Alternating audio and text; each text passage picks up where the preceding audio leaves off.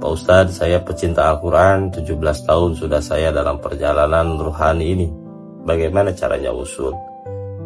Tidak ada cara untuk usul. Kenapa?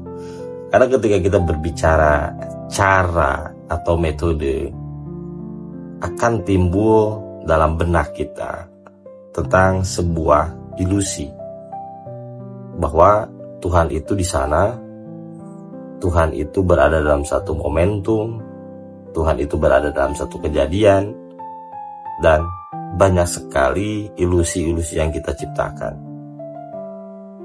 Jadi sebenarnya ketika kita berbicara tentang bagaimana caranya wusul, ini seperti halnya ikan yang sedang mempertanyakan air. Di mana air? Padahal dia hidup di dalam air itu sendiri. Dia tidak pernah terlepas dari air. Seperti halnya kita, saat kita berbicara tentang bagaimana caranya saya wusul kepada Allah.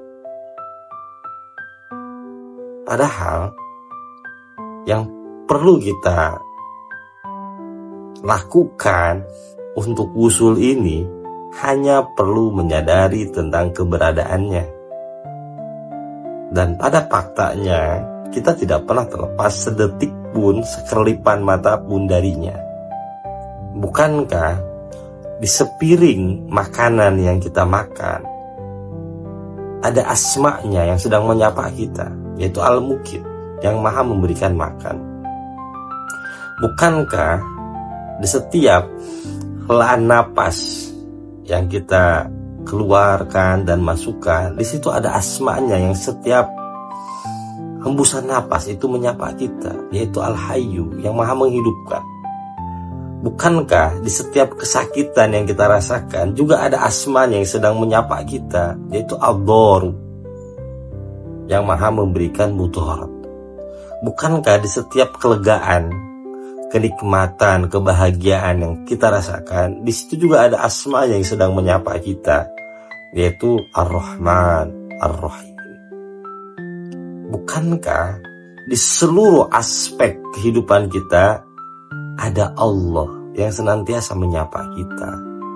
Cuman sayang, tidak pernah kita sadari tentang keberadaannya. Jadi yang harus kita lakukan adalah bukan tentang bagaimana caranya saya wusul, tapi tentang bagaimana caranya saya menyadari tentang keberadaannya. Inilah yang dinamakan dengan rukun ihsan, anta abudallaha ka'annaka tarah. Engkau beribadah, berubudiyah kepadanya seolah-olah engkau melihatnya. Melihatnya dengan mata batin kita, dengan basirah kita, sehingga kita tidak pernah terlepas sedetik pun dari Allah Subhanahu wa ta'ala. Tentu untuk menyadari akan hal ini diperlukan penghancuran. Apa yang perlu kita hancurkan adalah tentang dogma, tentang pikiran, tentang sesuatu yang sudah masuk dalam pikiran kita, tentang Allah itu nanti, Allah itu di sana, Allah itu tidak hadir dalam kehidupan kita. Jadi yang hanya perlu kita sadari adalah tentang bagaimana kita menyadari keberadaannya. Jadi untuk usul itu tidak ada caranya. Kita hanya perlu menyadari.